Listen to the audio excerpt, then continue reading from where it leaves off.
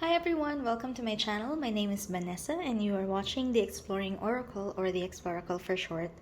Today we'll be looking at a classic deck, or at least I think it's classic, and I think it's a foundational deck, I guess you would call it, because I think this has been around for quite some time. It has been a favorite of a lot of people, and I am really excited to get this, or to get into this.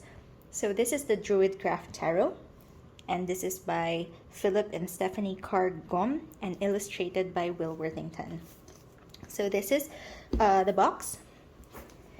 This is what's written at the back.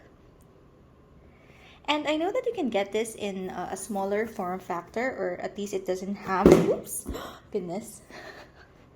It doesn't have this really big book. But of course, if you know me, you know that I love guidebooks, I love really big books, and this one is supposedly it's supposed to be really good. Okay, so here in the table of contents, you have the outer mysteries, which contains the court cards, and the pip cards, which is the aces through the tens, and you have the inner mysteries, which is the major arcana, so the Fool all the way up to the World.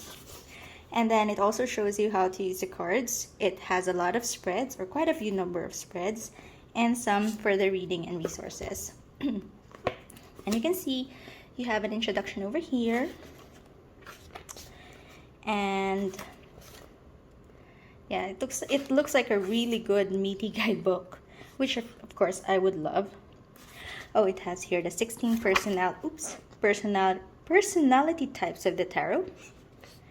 Oh, it looks like a really interesting read.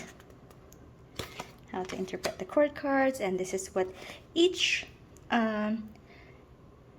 page would look like. So you would have a description, and then you have the meanings and the reverse meanings.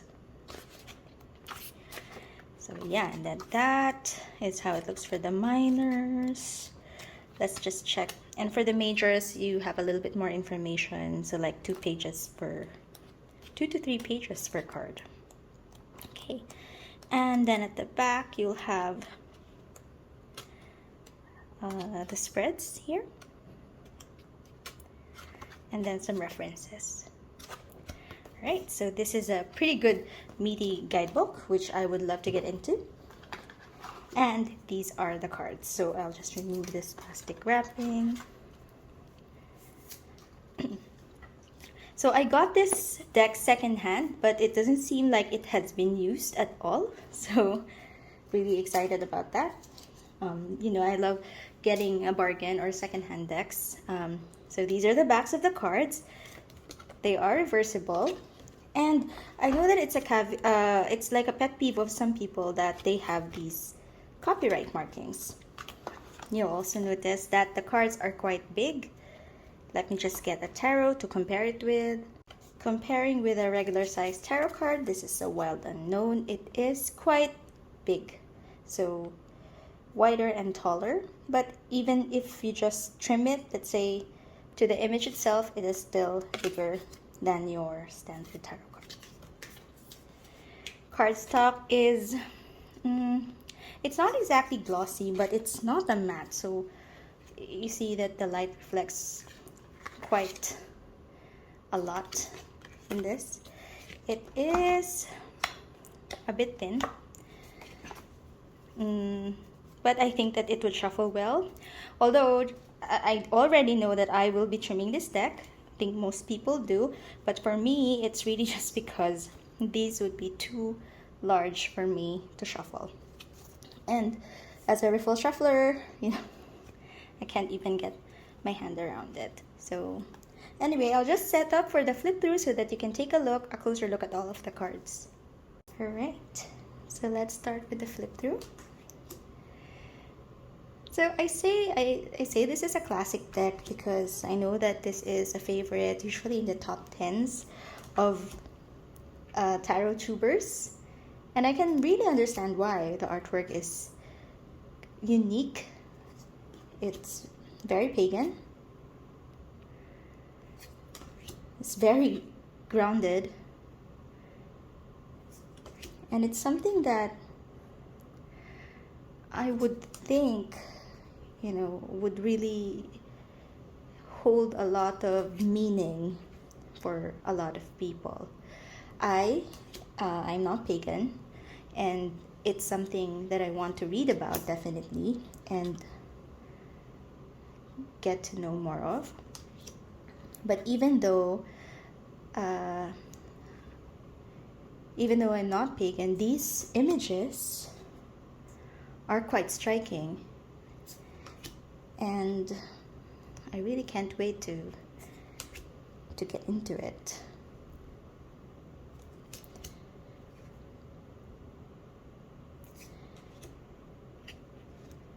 It is Rider-Waite-Smith based, but illustrated in this really unique style. I've seen a lot of trimmed versions of this deck, and I think it does look better, borderless. So I'm really excited to do that, because probably that's my next trim job, would be to trim and edge this deck. It's almost as if you're looking at classic paintings. That's how it feels for me, because of the art style. The more I look at it, the more I'm drawn to it.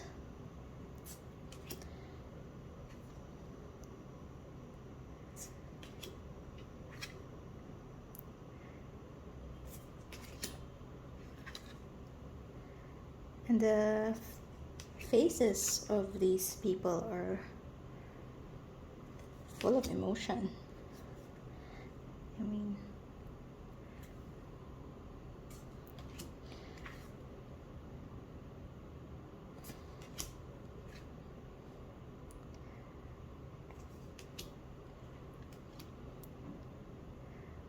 that's...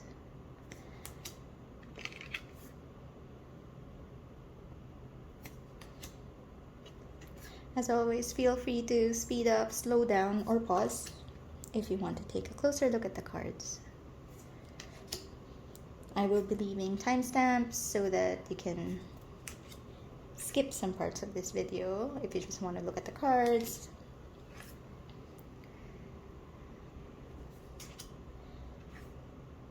So very traditional images.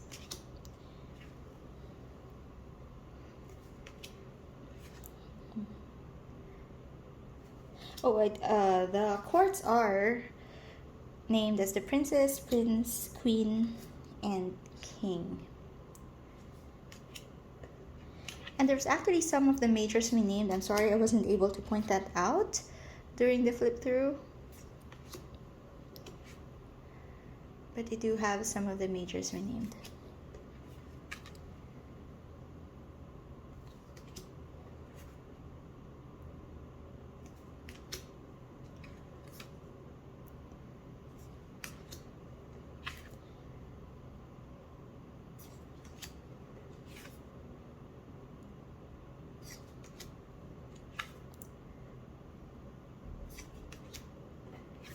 We have the Nine of Pentacles, the 10, Princess,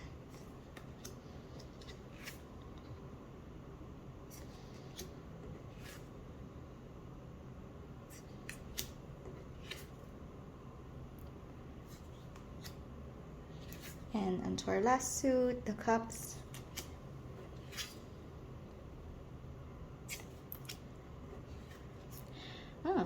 So traditionally, this Three of Cups is shown or depicted as three women. So it's nice to see that that's a different take on the card.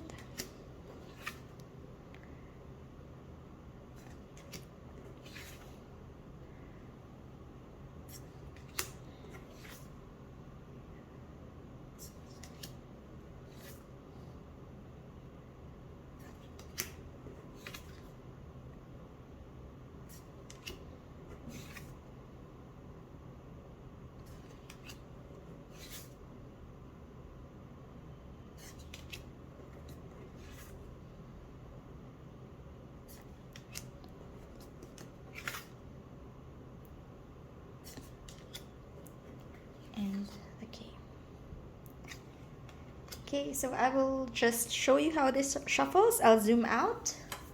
Okay, so since this is a big deck, so how do I shuffle you?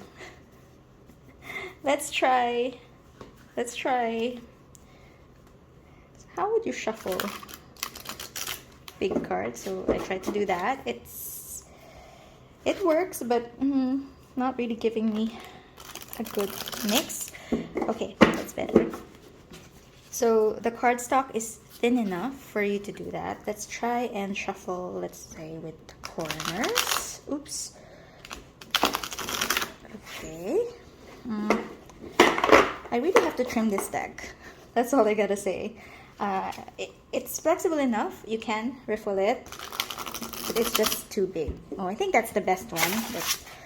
And you can kind of bridge it that way. So, overhand, I cannot. Okay. So, probably this way. I always have bloopers when I shuffle, when I do things. But it's part of the video, and maybe it's gonna be my signature. But I guess we will also be reading from the guidebook for the Ace of Wands. So let me just get the guidebook and read for you what's on the guide, what it said. Okay. So I will show you what it says on the book so that you can pause and read what's the entirety of what it says here. But I'll just be reading the first part. Okay? So it says here, the Ace of Wands. Here the wand is offered to us from the heart of the sun, the source of creative fire, initiative, and energy. The wand is made of living birch, and we see the tree that it came from in the distance. In Ogham, the tree language of the Druids, the birch stands for the number 1, the idea of birth and beginnings. And there, on the craggy peak, is the stag, totem animal in Druidry of the element fire and of the south. The card also represents the wand as a magical tool. And then it goes on into the meaning. The gift of creative energy or of an original and exciting idea is within your grasp or has been given to you. So it goes on for a bit. I won't read the entire thing, but you can go back to the video and see and pause on that particular part of the book. But yes, I am really excited, more than the cards itself. I'm really excited to get into this guidebook. And it says here is use the magic of Wicca and Druidry to guide your life. So it's actually a mix of two, not just Wicca. So it says here, just to go back to the box, combining the two great streams of Western pagan tradition, Wicca and Druidry. So Philip and Stephanie Carr-Gom, together with artist Will Worthington, have created a tarot of extraordinary depth and relevance that can guide and illuminate your life. So I'm really excited about that, and I hope that this video helped you. If you like it, please consider liking and subscribing to my channel. I do post videos once a week, and I'll see you again next time. Bye!